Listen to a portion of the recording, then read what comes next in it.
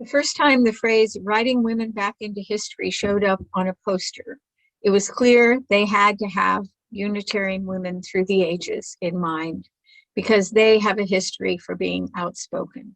They have a history of taking risks to their reputations and their livelihoods to question the cultural norms, and their record of working for equity for themselves, for their neighbors, for immigrants, for slaves, for battered women, for community health isn't recognized nearly often enough. Most of that work has been forgotten or even erased. According to Unitarian Margaret Fuller, the best protection any woman can have is courage. And like Florence Nightingale, who said, "I attribute my success to this, I never gave or took any excuse."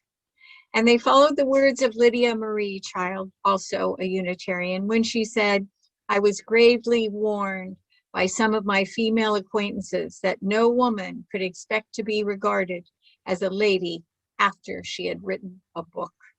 But they did write books, sometimes even about controversial topics or love poems to their female partner, and winning a Pulitzer Prize for it. These early Unitarian women created a call to action through the lives they led. But where are they in the history of this country? Women like Amy Lowell, who was in the late 1800s an out lesbian, won a Pulitzer Prize for her imagist poetry.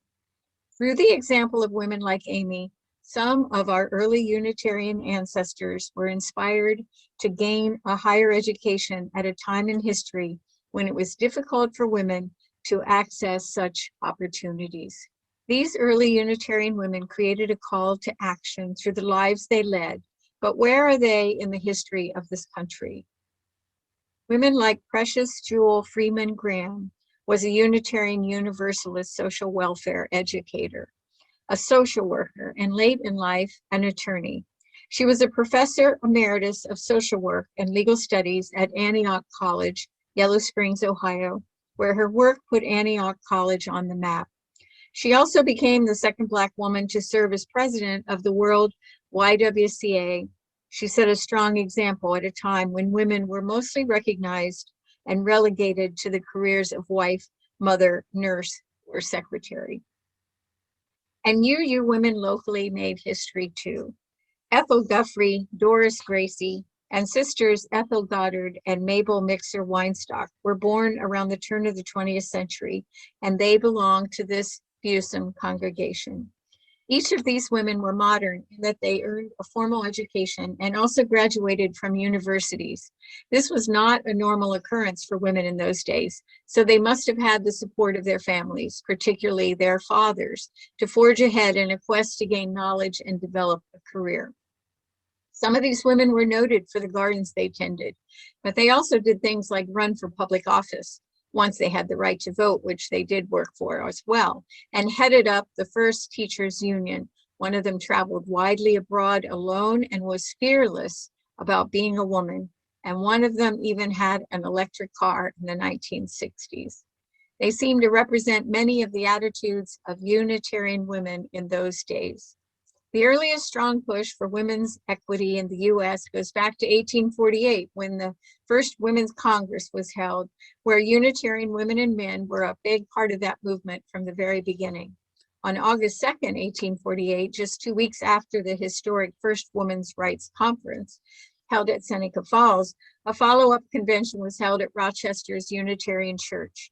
It was the first time a woman publicly led a meeting, and it caused quite a controversy. This was a follow-up to the Declaration of Sentiment, which was adopted at the First Women's Rights Conference. And which of you have studied this document in US history class?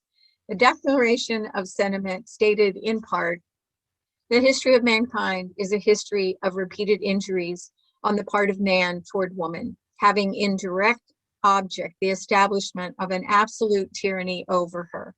To prove this, let facts be submitted to a candid world.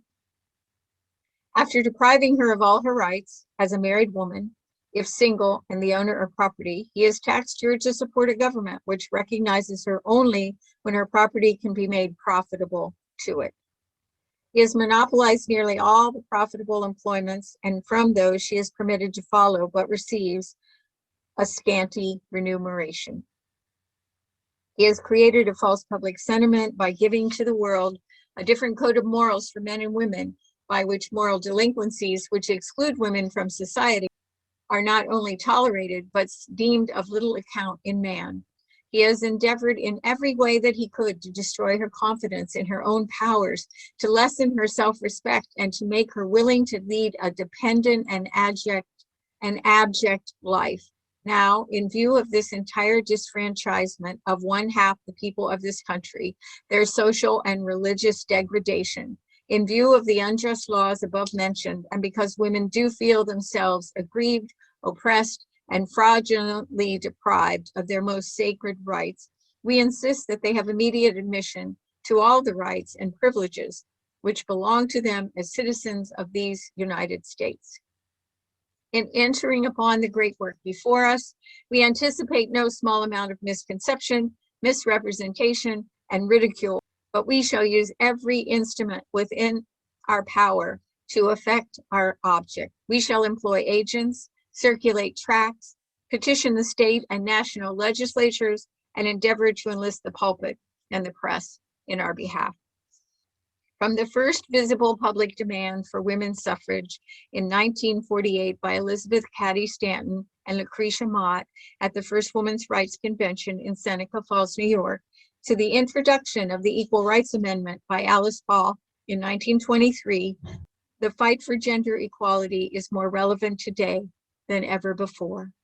The UN Climate Change Report for several years has called for empowering women and girls as one of the ways to decrease poverty and impact climate change. They have recommended the passage of the US ERA as a strategy for decreasing poverty. In Alice Paul's remarks, as she introduced the Equal Rights Amendment in Seneca Falls in 1923, she sounded a call that has great poignancy and significance almost 100 years later. She said, if we keep on this way, they will be celebrating the 150th anniversary of the 1848 convention without being much further advanced in equal rights than we are. If we had not concentrated on the federal amendment, we should be working today for suffrage. We shall not be safe until the principle of equal rights is written into the framework of our government.